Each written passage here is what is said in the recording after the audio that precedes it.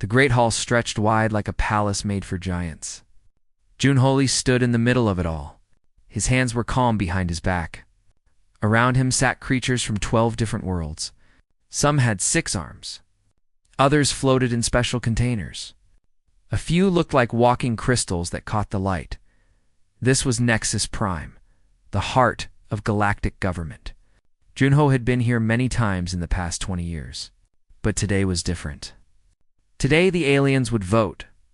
Would humanity join them as equals? Or would Earth remain alone? Mingi Park stood next to Junho. She held a data device in her hands. She had worked on their speech for 3 months. Every word chosen with care. Every fact checked again and again. Humanity had done everything the aliens asked. They shared technology. They helped keep peace. They learned alien customs and followed alien laws. Doyeon Kim was on Junho's other side. He was Earth's top scientist on this mission. He had given the aliens so much knowledge. Fusion power. Medicine that saved lives.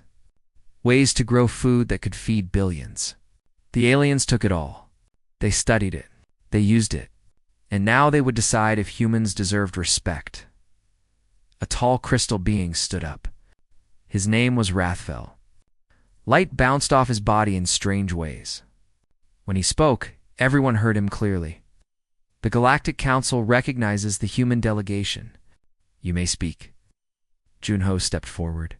He looked up at the 12 species watching him. He began to speak. Honored representatives, humanity comes to you not to beg, but as partners. We have proved our worth. We helped defend your space. We shared our knowledge. We learned your ways and respected your rules. We ask only what we earned. A place among you as equals. He spoke for 20 minutes. Minji showed pictures and numbers on screens around the room. Human soldiers working with alien soldiers. Charts showing more food on colony worlds. Videos of human doctors healing alien patients. Everything that should matter. When Junho finished, he went back to his place. They waited. The council talked for 3 hours. The humans sat in a small white room with hard chairs. Minji looked at her device nervously. Doyeon stared at nothing. Junho just waited. Finally, someone called them back. Rathfell stood in the center again. His crystal body seemed darker somehow. Galactic Council has made its decision. We will vote now.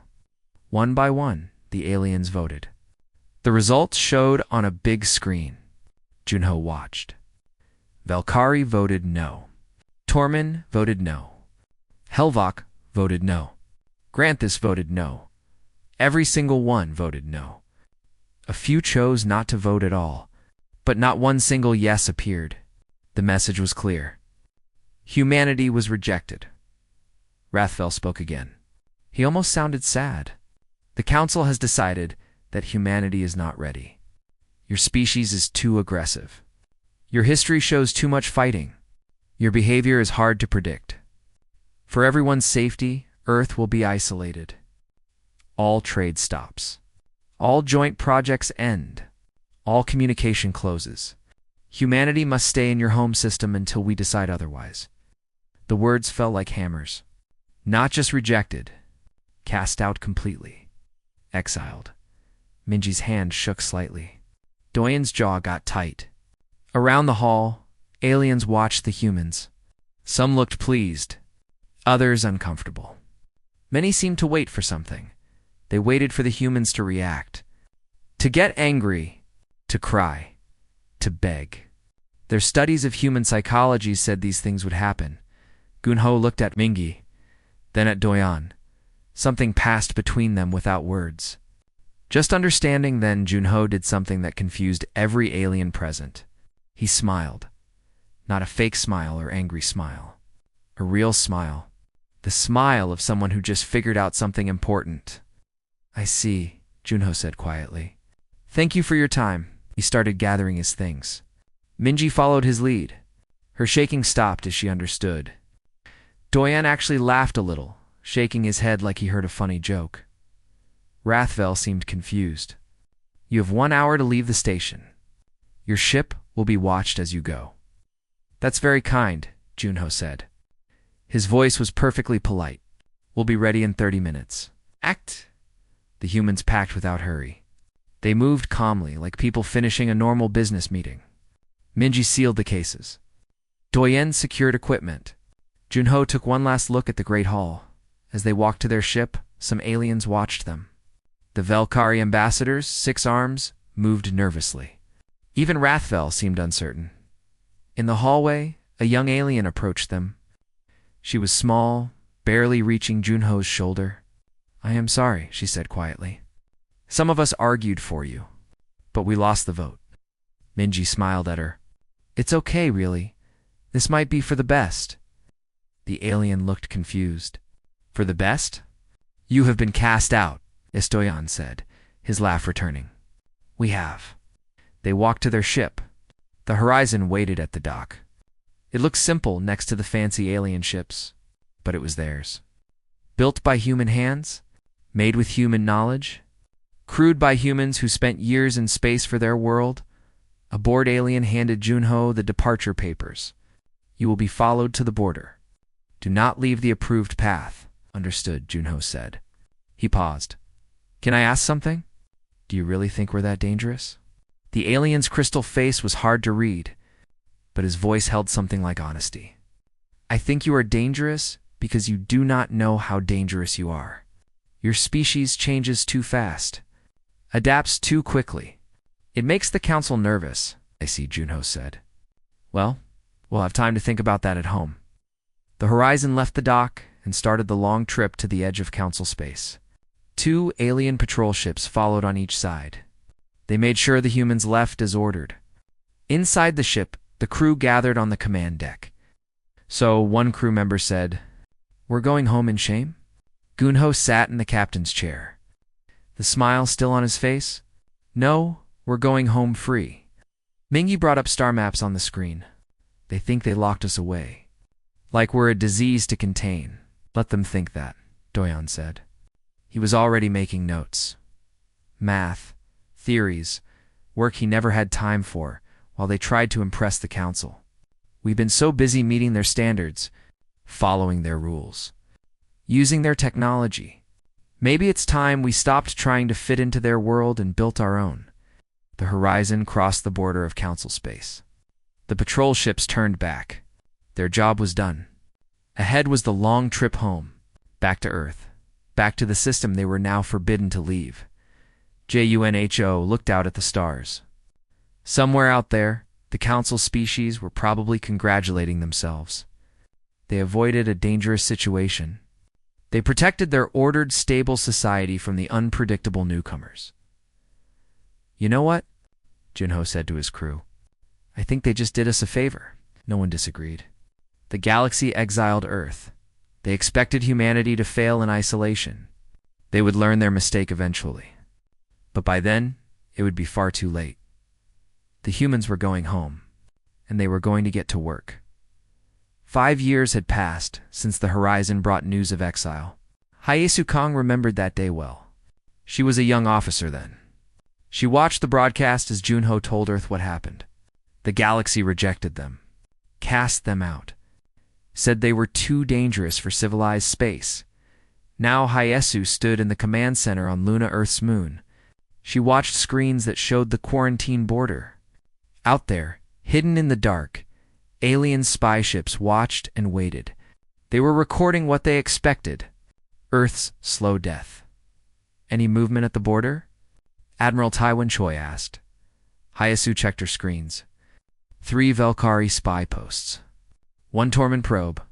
Same places as yesterday. They're not coming closer. Good. Let them watch. Taiwan stood beside her. Gray showed in his hair now, but his eyes were sharp. What do they see?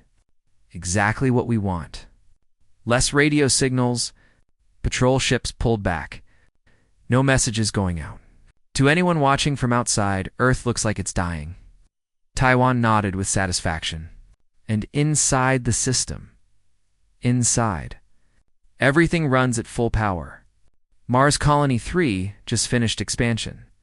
Europa passed 2 million people last month.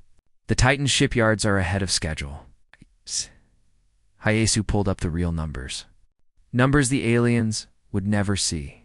We're growing faster than ever before. It was true.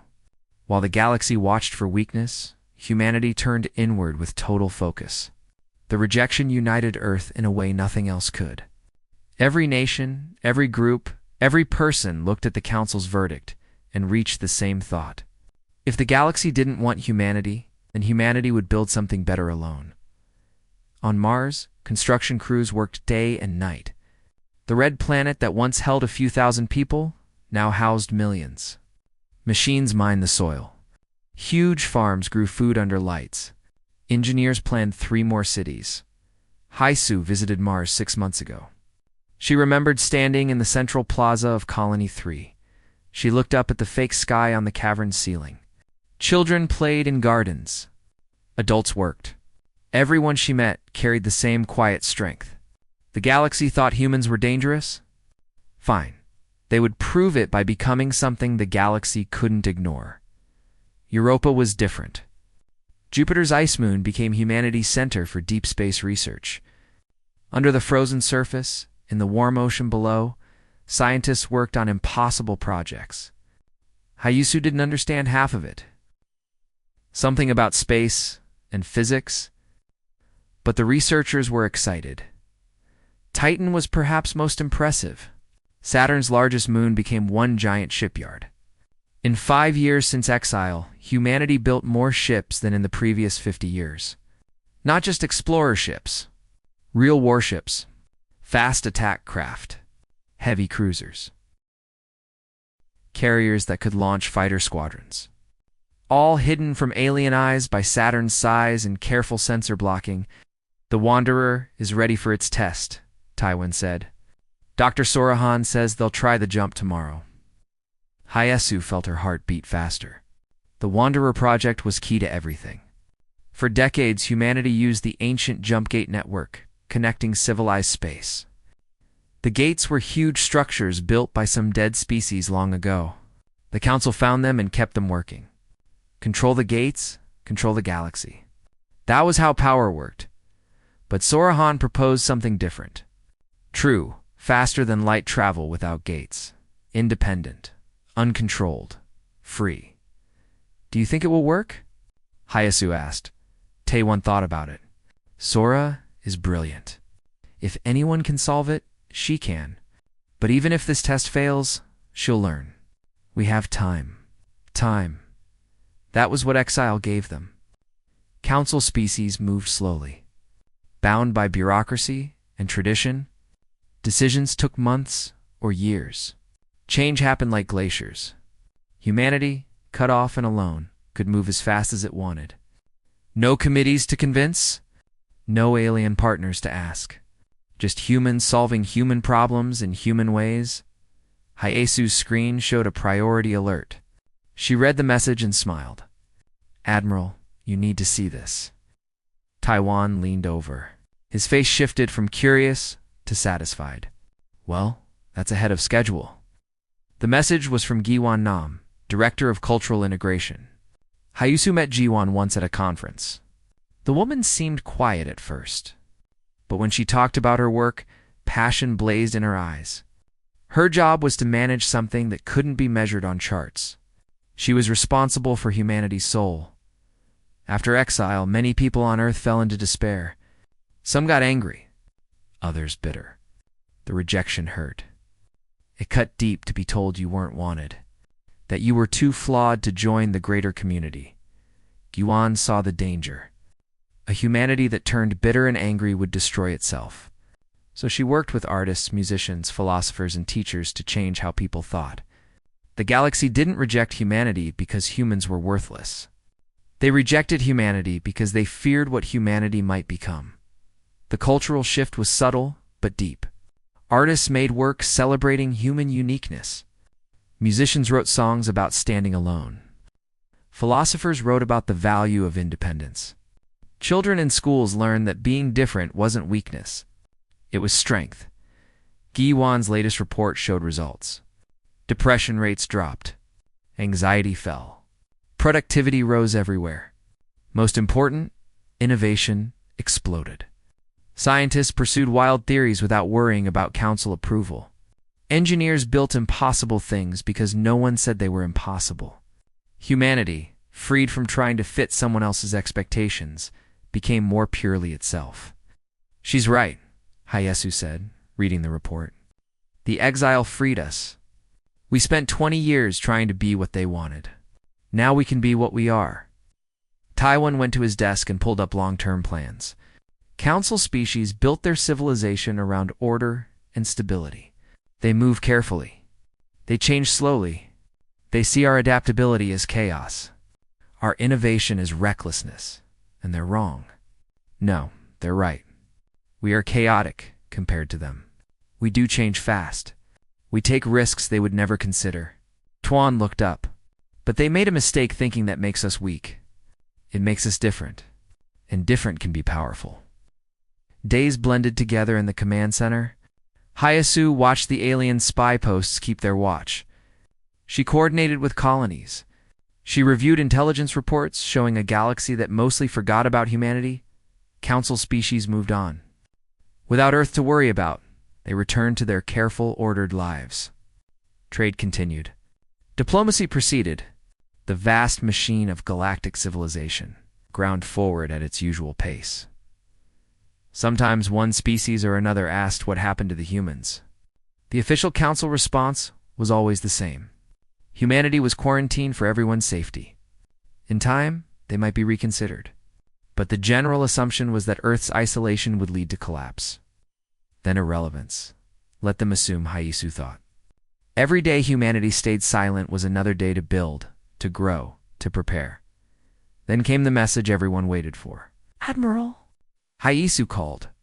"The Wanderer is transmitting." The jump worked. Taiwan was at her station in seconds. "Show me." Data scrolled across Hayasu's screen. Sorahan's voice came through, crackling with excitement. "This is Wanderer to Luna Command. Jump successful. We covered 200 light years in 40 seconds. Twice the range of Council Gate jumps, and we did it without any gates.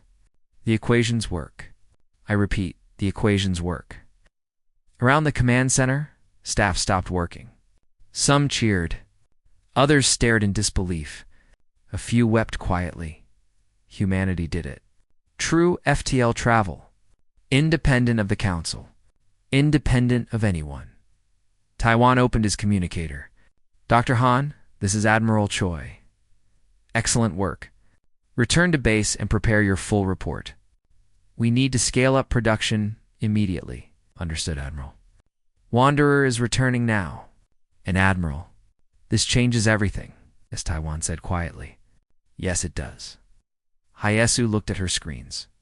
At the alien spy posts, still watching the border, still waiting for humanity to collapse, they had no idea what just happened. No idea that humanity just broke free of the chains binding every other species in the galaxy. "How long before we can build more?" Hayasu asked. "Sora estimates 6 months for the first production model. A year to build enough for a small fleet." Taiwan pulled up star charts showing vast dark spaces between council systems. "Then we start exploring. Not the trade routes they control. Not the worlds they claimed. The places they ignored because they're too far from the gates. And if they notice, by the time they notice, it will be too late." Taiwan smiled. It was the same smile Junho wore 5 years ago walking out of the council chamber. "They exiled us because they were afraid of what we might become. Let's prove them right." Hayasu returned to her screens. The alien spy posts continued their watch. They saw a silent, darkened system. They saw what they expected to see. Humanity dying quietly in isolation. They couldn't have been more wrong. Inside the quarantine boundary, humanity was building something the galaxy never saw before. A civilization that owed nothing to the council. A people who were told they didn't belong and decided they didn't need to belong. The galaxy exiled. But Earth hadn't stopped. Earth just stopped caring what the galaxy thought, and that made all the difference. The Valkyrie. Exploration ship Silent Observer drifted through empty space. Captain Thelkin had been surveying this area for 3 months. Looking for anything interesting, minerals, strange stars, anything to justify the fuel costs. His sensor operator suddenly went stiff at her station. "Captain, I'm detecting artificial structures ahead." Falcon felt his heart skip. Abandoned ruins. No, sir. Active power. Multiple ships. This is a working station. It made no sense. They were 200 light-years from the nearest jump gate. Nothing could operate this far from the network. The energy costs alone would make it impossible. Take us closer. Scanning mode only. As they approached, the structure appeared on their screens. It wasn't some ancient wreck. It was a modern station clearly built recently. Ships moved around it in organized patterns. Mining vessels hauled ore. Transport craft came and went. A whole economy working in the middle of nowhere. "Captain," his sensor operator said, her voice shaking. "I'm detecting human life signs. Humans. Out here? That was impossible. Humanity was quarantined 8 years ago. Confined to their home system, slowly dying in isolation. Everyone knew that the HEL opened a communication channel. Unknown station. This is the Valkyrie ship. Silent observer. Please identify yourself." A response came within seconds.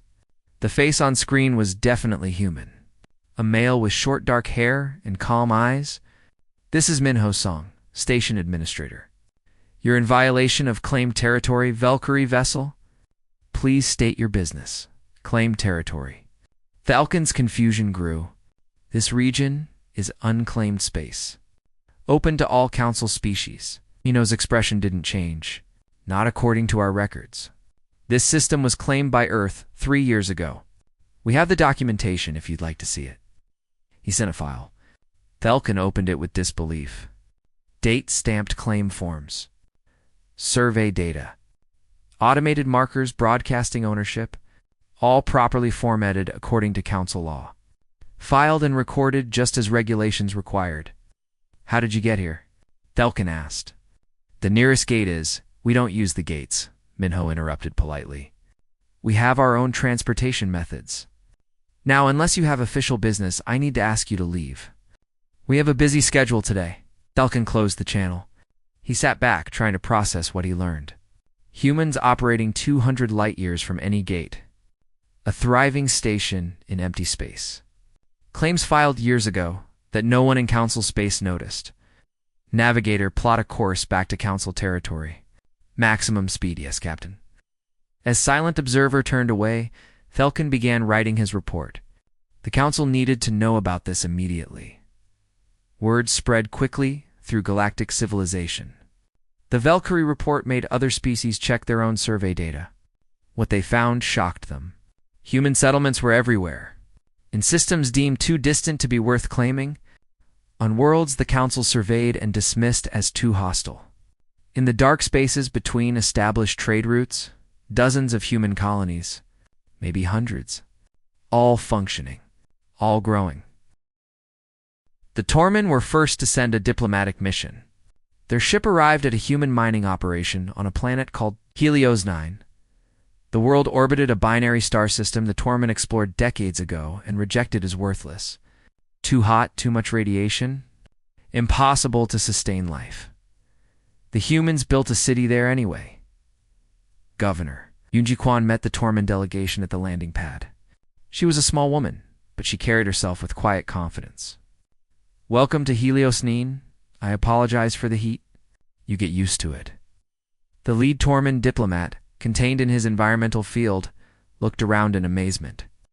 The city was built mostly underground, but what showed above surface was impressive. Massive solar collectors, cooling towers, atmospheric processors working to make the air breathable. "How is this possible?" the diplomat asked. "Our studies showed this planet could not support a colony." Yunji smiled. "Your studies were correct. This planet can't support a traditional colony. So we built an unconventional one. Follow me. I'll show you." She led them underground into the heart of the human settlement. Kilometers of tunnels and chambers carved from bedrock. Hydroponic farms growing food under artificial lights. Fusion reactors providing unlimited power. recycling systems that reclaimed almost all water, a completely closed system that needed almost nothing from the surface. We have 5,000 people living here, Yangji explained as they walked through a residential area. Children played in a park created entirely underground, projected sky and artificial grass. Another 10,000 expected in the next 2 years. The mining operation extracts rare elements your species missed because you weren't looking in the right places. But the radiation is manageable with proper shielding. And it actually helps power some of our systems. Yunji pulled up a holographic display showing the colony's power grid. We convert the high-energy particles into electricity. One of our scientists figured out the process about 4 years ago. The Tormund delegation took notes frantically. This level of technology shouldn't be possible. Humans were isolated for less than a decade. How did they advance so quickly? As they finished the tour, the lead diplomat asked the question everyone in the council was beginning to wonder. How do you travel without the gates? The distances are too vast. Yunji's smile widened slightly. That's not something we're prepared to share. Let's just say exile gave us time to solve problems that seemed impossible. Similar encounters were happening across unexplored regions of space. Human colonies appearing where they shouldn't exist. Human ships moving in patterns that defied understanding. Everywhere council species looked, they found humans who weren't supposed to be there. Commander Jae-sung was conducting a resource survey near a disputed asteroid field when his ship was intercepted by 3 council vessels, 2 Helvok cruisers, and a Valkyrie frigate. All demanding to know what he was doing in their territory, Jay kept his hands relaxed on the controls. Your territory? Our charts show this belt is unclaimed. Human charts are outdated, the Helvok commander snapped. You've been in exile. You don't have access to current territorial data.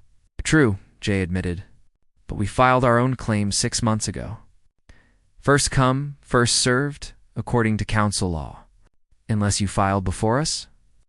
Silence on the channel. They hadn't. The Helvok considered this belt worthless until recent surveys showed valuable minerals. By the time they decided to claim it, humans had already been mining here for months. How did you get here? The Helvok commander demanded. There's no gate within 50 light years, Jay shrugged. We found a way. Look, I don't want trouble. There are plenty of asteroids here. We can share the belt if you'd like, or we can each take specific zones. I'm happy to negotiate. You don't negotiate with exiled species. Then I guess we'll keep working, and you can file a complaint with the council. Jay's ship began moving toward a large asteroid. His scanners showed it was rich in platinum. Have a nice day, Commander. The council ships followed but didn't interfere.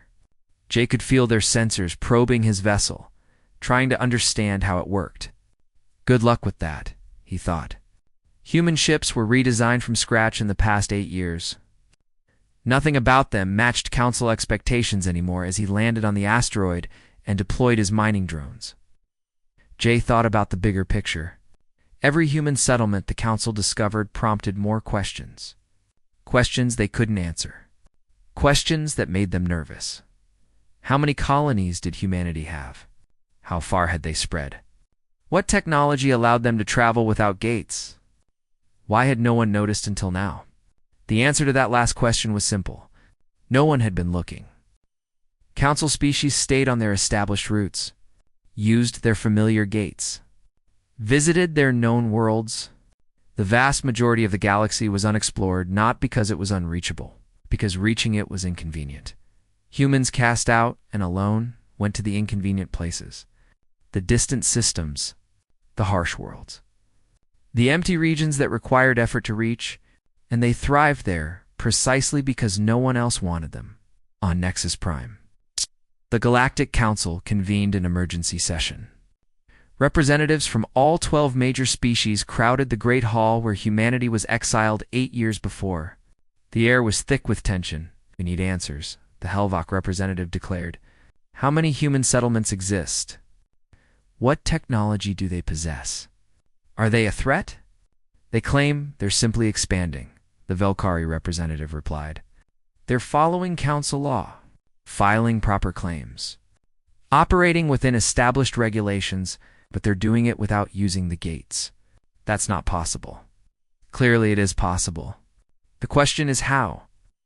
The Tormund representative projected sensor data from multiple encounters. Human ships are faster than ours. Their shields stronger. Their power output suggests fusion technology far beyond what they shared with us before exile. They've been holding back, someone muttered. They've been advancing, another voice countered. 8 years of focused research. No bureaucracy to slow them down. No political complications. Just humans solving problems. The debate raged for hours. Some species wanted to send military forces. Others argued for diplomatic contact. A few suggested simply ignoring the situation and hoping it resolved itself. In the end, they've reached no conclusion. The council was designed to move slowly, to consider all perspectives, to avoid rash action. That careful deliberation served them well for thousands of years, but humanity wasn't waiting for them to decide. Every day the council debated, more human ships departed for distant systems. More colonies were established. More claims were filed. The humans weren't asking permission. They were just expanding steadily and relentlessly. Into the spaces the council never bothered to fill, Minho Song received a communication from Earth's High Command one evening. Admiral Tiwen Choi's face appeared on screen. "Status report?" the Admiral asked. "We've had 5 more alien encounters this month," Minho replied. "Mostly curious. A few hostile. Nothing we couldn't handle. Word is definitely spreading about our presence." Good. "That's what we want. The longer we stayed hidden, the more suspicious they'd be when they found us. Better to be discovered looking like we're just going about our business. Are we worried they might try to stop us?" Tywin considered the question. "With what?" "Military action would be a declaration of war. Diplomatic pressure requires leverage they don't have. Economic sanctions won't work when we're not part of their economy. They exiled us, remember? We're not supposed to care what they think," Minho smiled. "Some of the aliens seem angry we're doing so well. Let them be angry. We have work to do." Tywin's expression grew more serious. "The Council is beginning to realize what we've known for 8 years. They didn't exile us. They freed us. And now we're becoming something they never expected." "What's that, sir?" "Independent." Tywin glanced at something off-screen. "Keep expanding. Administrator's song. Keep filing claims. Keep building. The Council will figure out what to do with us eventually. But by then, we'll be too established to remove." The communication ended. Minho returned his attention to his station. Through the windows, he could see human ships coming and going. Mining vessels bringing in, or transport craft delivering supplies. Construction ships heading out to build new platforms. All happening in a place the Council thought was empty. All accomplished by a species that was supposed to be dying in isolation. The galaxy was beginning to wake up to a new reality. Humanity wasn't gone. Humanity was everywhere. The first attack came without warning. The Orvent had been a minor species on the edge of Council space for as long as anyone remembered.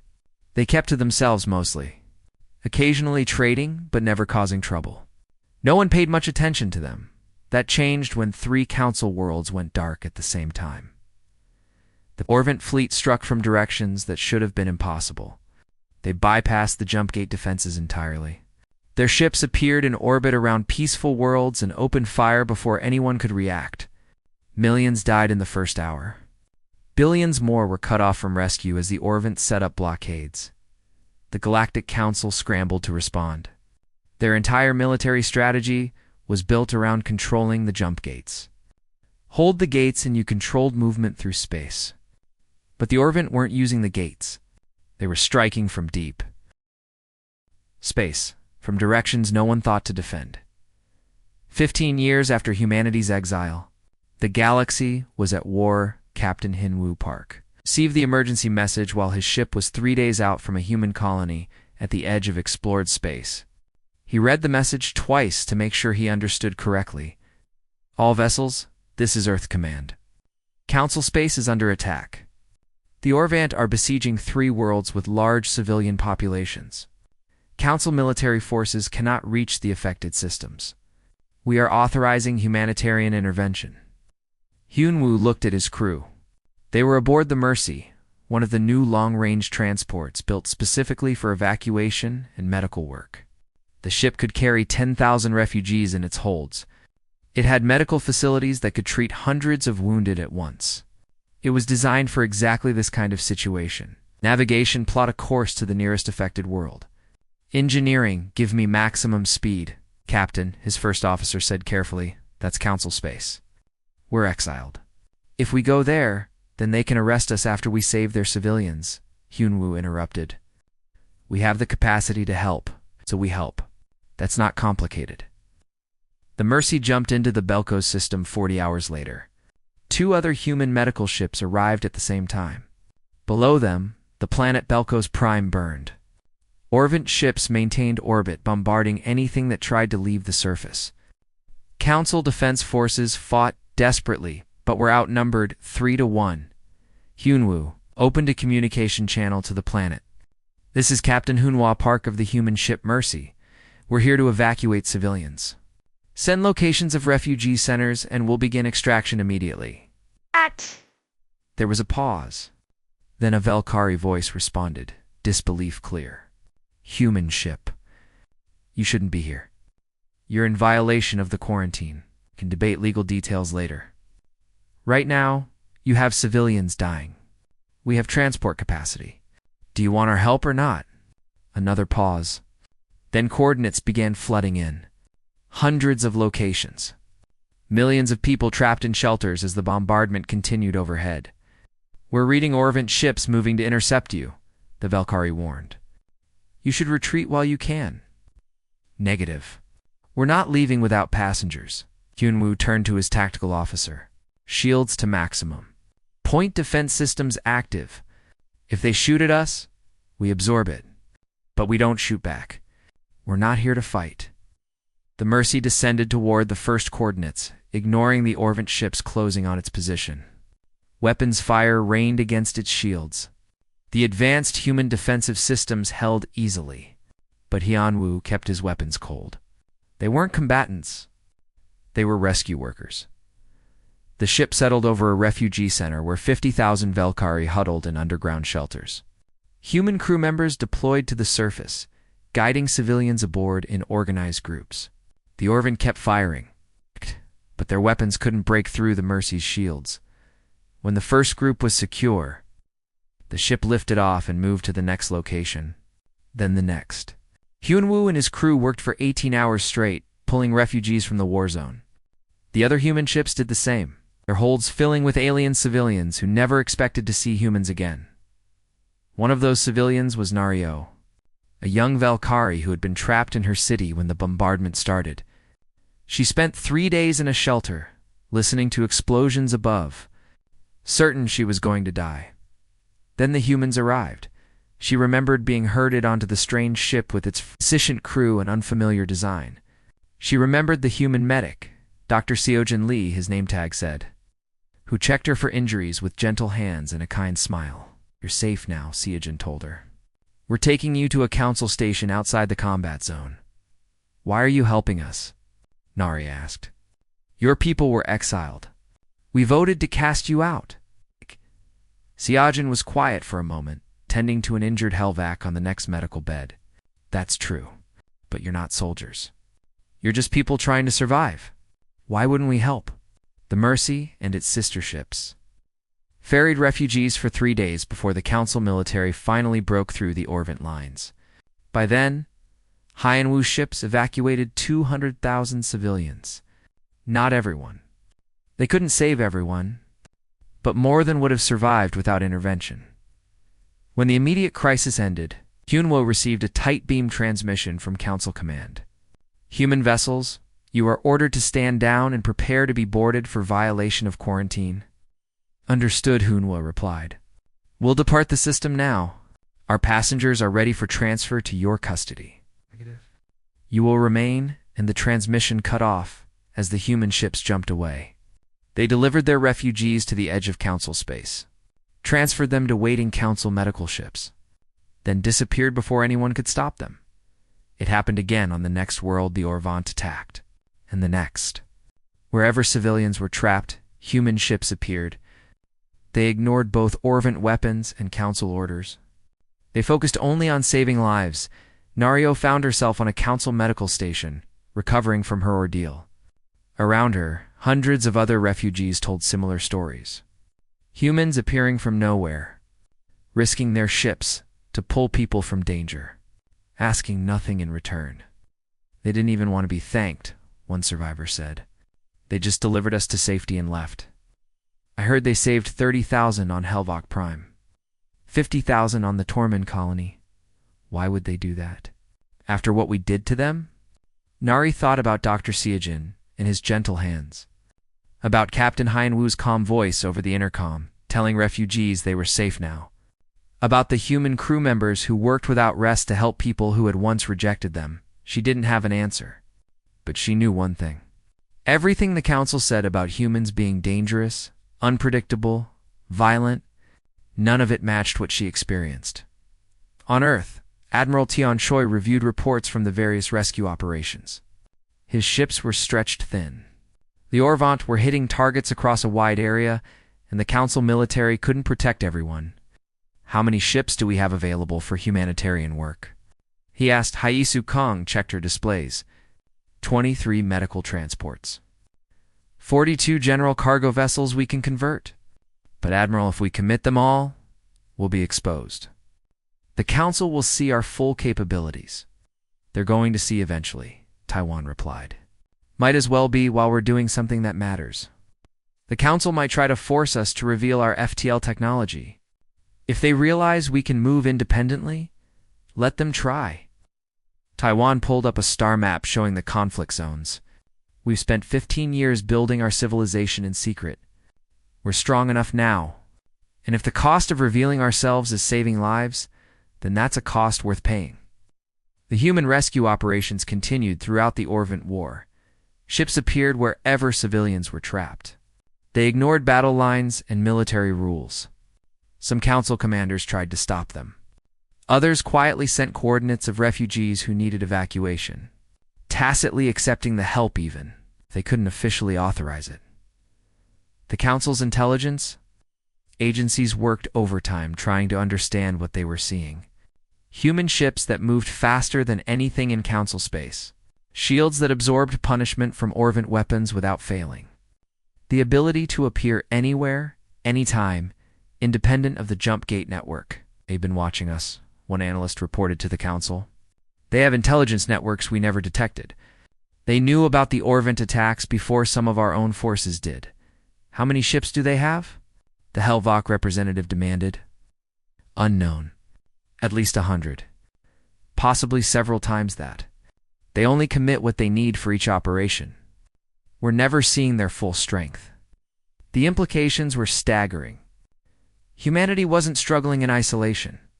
They were thriving. They built a fleet, developed advanced technology, maintained surveillance on entire Council space, all while appearing to comply with their exile, and they chose to reveal themselves now for one purpose: saving civilians. The war turned slowly as Council forces adapted their tactics. The Orvant were aggressive but not prepared for a long conflict. As their supply lines stretched, they began to falter. 6 months after the first attack, they retreated to their home system, apparently defeated.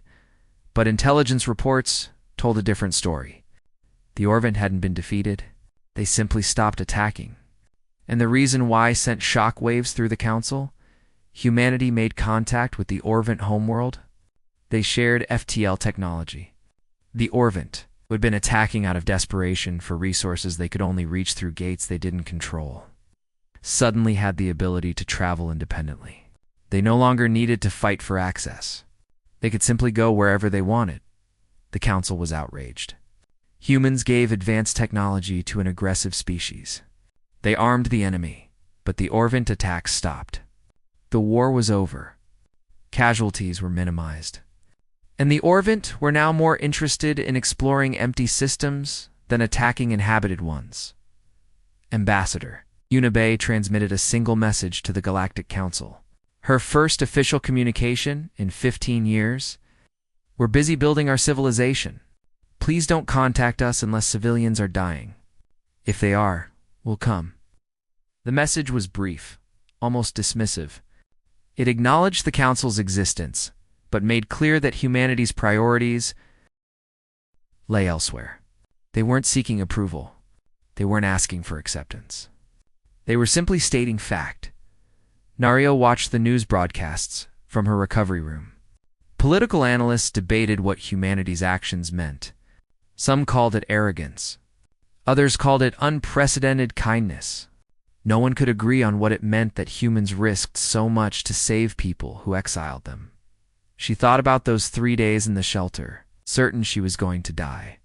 She thought about the moment the human ship descended through the bombardment to pull her to safety. She thought about Dr. Siajin's kind smile. The Council said humans were dangerous. They were right, just not in the way they expected. Humans were dangerous because they refused to follow the rules everyone else accepted.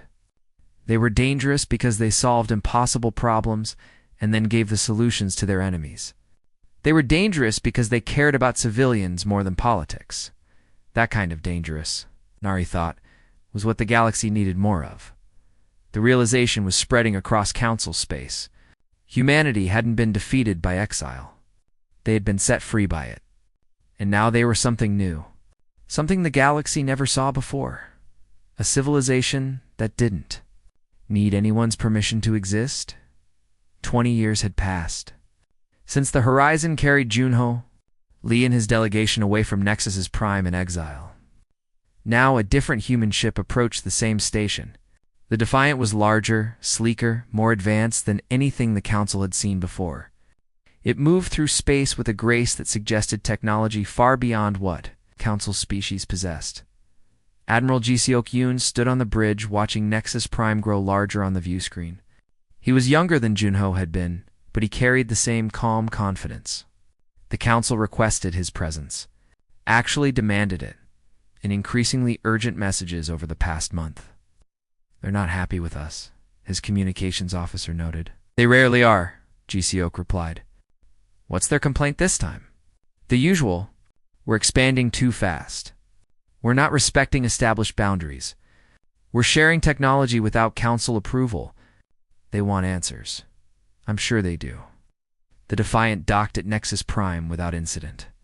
Gaisiok and a small escort made their way to the Council chamber. He read the historical records of Junho's presentation 20 years ago. He studied what happened in this room, how the vote went, how his predecessors walked away with quiet dignity. Things were different now. The Council chamber was full. Not just the 12 major species, but representatives from dozens of minor ones. The gallery was packed with observers. This wasn't just a routine session. This was the galaxy trying to decide what to do about humanity. Ji-seok stood at the center of the chamber. The same spot where Junho stood. The same spot where humanity was rejected and exiled. The symbolism wasn't lost on anyone. Rathvel, the Helvox speaker, was still in his position. 20 years older, his crystalline body showing the subtle wear of time, but still commanding the room with his presence. "Admiral Ji-seok, Rathvel began, his voice echoing through the chamber. "You stand before the Galactic Council to answer for humanity's actions." "I'm happy to answer questions," Ji-seok replied calmly. A Tormund representative spoke up. "You have violated the quarantine. Your ships operate freely in Council space. You have established colonies in regions we had claims to. You have shared advanced technology with species not approved by this Council. These actions cannot continue." Ji-seok listened patiently. Other representatives added their complaints. The Vel'Krai were angry about human settlements and systems they surveyed first. The Helvok demanded to know how human ships traveled without gates. The Granthus wanted to know why humans armed the Orvant. When they finished, Ji-seok spoke. "I understand your concerns. Let me address them in order. First, the quarantine. You exiled humanity 20 years ago. You cut all contact and told us to stay in our home system. We complied. We didn't seek Council approval for anything we did after that because you made clear you didn't want us involved in your civilization?" "You left your system," the Helvok representative interrupted. "Yes, you quarantined us from Council space, not from the entire galaxy. The empty systems we claimed? The harsh worlds we colonized? None were in Council territory. We followed your laws regarding claims and settlements. We filed proper documentation. We just didn't ask your permission because the exile meant we weren't part of your political system anymore. Murmurs ran through the chamber. Gesius's logic was sound from a legal perspective, even if it frustrated the council. A Valkyrie spoke up. Your technology, you have faster than light travel, independent of the gates. You must share this with the council. Must we? Gesiok asked. Under what authority? You exiled us. You've severed all treaties and agreements. We owe you nothing. This technology could revolutionize galactic civilization, and you're welcome to develop it yourself. We did. Gesiok's voice remained calm but firm. 20 years ago, you had a choice. Accept humanity as partners. Share knowledge and technology as equals. Build something together. Instead, you chose exile. You told us we were too dangerous, too unpredictable. You said you didn't want us in your civilization. We accepted that judgment and moved on. Rathvel raised a crystalline hand for silence. The Council acknowledges that mistakes may have been made in our earlier decision. We are prepared to reconsider humanity's petition for membership. We're not interested, Gesiok said simply. Silence fell across the chamber. No one expected that response. Not interested? Rathvel repeated. No, 20 years ago humanity desperately wanted to be part of this council. We spent decades trying to prove ourselves worthy. We changed our behavior to match your expectations. We shared our technology freely, hoping to earn a place among you. And you rejected us unanimously. Gesiok walked slowly around the center of the chamber, his voice carrying to every corner. That rejection was the best thing that could have happened to us. It freed us from trying to be what you wanted, and let us become what we actually are. We've built our own civilization now. Our own colonies? Our own economy? Our own way of doing things? We don't need your approval anymore. This is unacceptable, a Granthus representative declared. You cannot simply ignore the council. We are the legitimate government of civilized space. You are the government of your species, Gesiok corrected. We're the government of ours. You exiled us from your civilization. Fine, we built our own. The chamber erupted in argument. Some representatives demanded economic sanctions. Others suggested military action. A few tried to find diplomatic middle ground. Through it all, Gesiok stood calmly, waiting for the noise to subside. Finally, Rathvel restored order. Admiral Yoon, surely you can see reason. The Galactic Council controls access to the jump gates. We regulate trade between systems. We maintain order across known space. You cannot simply operate independently. You've been operating independently for 20 years, Gesiok pointed out. Quite successfully, I might add. If you refuse to cooperate, we can close Council space to human ships. We can embargo your colonies. We can make it impossible for you to what? Gesiok interrupted. We don't use your gates. We don't need your trade. Most of our colonies are outside Council territory. You have no leverage over us because we aren't dependent on you for anything. He let that sink in. Then he transmitted a document to every representative in the chamber. However, humanity is willing to establish diplomatic relations on our terms. This is a treaty proposal. Mutual non-aggression. Open trade with any species that wishes it, independent of council approval. Continued humanitarian assistance during crises. And technology sharing, but only with individual species who approach us with respect, not with this council as a body. You expect us to negotiate with you individually? The Tormund representative asked, outraged. We expect you to treat us as equals, Gesiok replied. Something you refused to do 20 years ago. You wanted us to earn your acceptance by following your rules and adopting your ways. Now we're asking you to accept us as we are. Independent, self-sufficient, and unwilling to subordinate. Ourselves to a council that already told us we weren't welcome? Rathvel studied the treaty proposal. And if we refuse? Gesiok's expression grew serious. Then we continue as we have been. Building our colonies. Expanding our territory. Helping people when they need it. sharing technology with species who treat us fairly. You're welcome to continue ignoring us. We'll continue operating without your permission. And if we choose hostility, the chamber fell silent again. This was the real question. If the council decided to oppose humanity by force, what would happen? Gisyok took a moment before answering. 20 years ago, you exiled us because you thought we were dangerous. You were afraid of what humanity might become. You worried about our aggression, our unpredictability, our refusal to stay within established boundaries? He looked around the chamber, making eye contact with as many representatives as he could. You were right to worry. But not because we're violent. We're dangerous because we solve problems you think are impossible. We're unpredictable because we don't accept limitations you consider permanent. We're aggressive in pursuing our goals even when everyone says those goals can't be achieved. 20 years ago, we were desperate exiles trying to survive.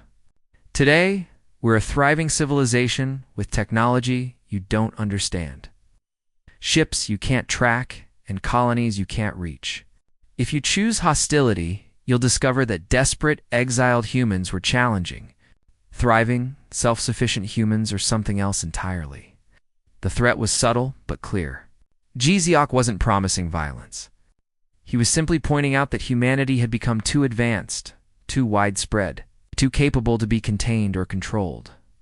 A younger Velkari representative spoke up. Some species have already signed agreements with humanity. The Granthus, the Tormund secondary colonies, even some Helvok worlds. You're fracturing the council. No, Gisyok corrected. We're offering alternatives. Species can remain in the council system if they want, or they can trade with us independently, or both. The choice is theirs. Over the following weeks, the council fractured exactly as predicted. Some species held firm, demanding the council maintain its authority. Others quietly approached human diplomats to discuss individual treaties. A few tried to play both sides, maintaining council membership while establishing back-channel relationships with humanity. On Earth, Director Bora Jung reviewed the results with satisfaction. She took over from Jiwan Nam 3 years ago, continuing the work of maintaining humanity's cultural and social cohesion. The reports were good. Morale was high. Innovation continued at an impressive pace. New colonies were thriving.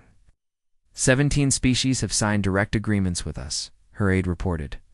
Another 12 are in negotiations. The council is losing control of its member species. That's not our goal, Bora reminded him. We're not trying to destroy the council. We're just refusing to let them control us. Some of them see it as the same thing. Some of them need to learn that the galaxy is bigger than their bureaucracy. Bora pulled up a star map showing human territories. 52 colonies. Hundreds of mining operations. Trade routes that bypass the council entirely. We've built something remarkable in 20 years. Something that exists because the council told us we couldn't be part of their civilization. She thought about the stories she heard. About Junho and his delegation walking out of the council chamber with smiles on their faces. About the years of quiet building while the galaxy assumed humanity was dying. About the moment when human ships appeared to save alien civilians, revealing themselves to help people who rejected them. What do you think Junho would say about all this? Her aide asked. Bora smiled. I think he'd say, thank you to the council for rejecting us, for teaching us that we didn't need their approval, for forcing us to become something better than what we would have been as junior members of their civilization. The treaty negotiations continued. More species broke away from the council's hard line and established relations with humanity. Not because humans forced them to, but because the benefits were too significant to ignore. Access to faster-than-light travel, advanced technology, new markets, new opportunities. The Galactic Council found itself facing a choice. Adapt to a galaxy where humanity was an independent power, or cling to their old authority and watch their civilization crumble. On Nexus Prime, Rathvel met privately with Gisyok before the human admiral departed. The old Helvok's crystalline body seemed dimmer than before, as if the stress of recent events was taking a physical toll. You've won, Rathvel said quietly. The Council as we knew it is fracturing. Species are choosing independence over unity. We haven't won anything, GCOC replied. This isn't a competition. We just wanted to be left alone to build our civilization. You're the ones who keep trying to control us. 20 years ago, we thought we were protecting the galaxy from a dangerous species, and now? Rathvel was silent for a long moment. Now I wonder if we were protecting ourselves from having to change. Your species adapts quickly, innovates constantly, takes risks we would never consider. It's frightening to watch something so dynamic when you've built a civilization around stability and order. Change doesn't have to be frightening, GCOC said, but it does have to be accepted. The galaxy is changing whether you want it to or not. We're just one part of that. What happens now? Now we continue building. Species that want to work with us can. Species that don't have to. The Council can evolve into something new, or it can hold on to the past. That's your choice to make. GCOC departed Nexus Prime the way Jinhyo had 20 years before. But this time he wasn't being exiled. He was simply leaving because humanity had better things to do. On Earth, Bora Jung stood in the same command center where Hyasu Kong once watched the quarantine boundary. The screen showed a galaxy that looked very different now. Human colonies in 52 systems, trade agreements with 40 species, scientific collaborations, cultural exchanges, all happening without Council approval. She pulled up an old video file. Footage from 20 years ago of Junho and his delegation walking out of the Council chamber, their calm faces, their quiet smiles, the way they held their heads high even in rejection. Thank you, she whispered to the image, for teaching us we were enough on our own. The galaxy would never exile Earth again. Not because humanity rejoined galactic civilization on the Council's terms, but because humanity no longer needed anyone's permission to exist. They simply smiled and walked away into the stars they would claim for themselves. And those stars, it turned out, had been waiting for them all along. 20 years ago, the Galactic Council tried to contain a dangerous species. Instead, they freed humanity to become something the galaxy never saw before. Not conquerors. Not supplicants. Just humans. Being exactly what humans had always been. Survivors, builders, innovators, free. And that made all the difference.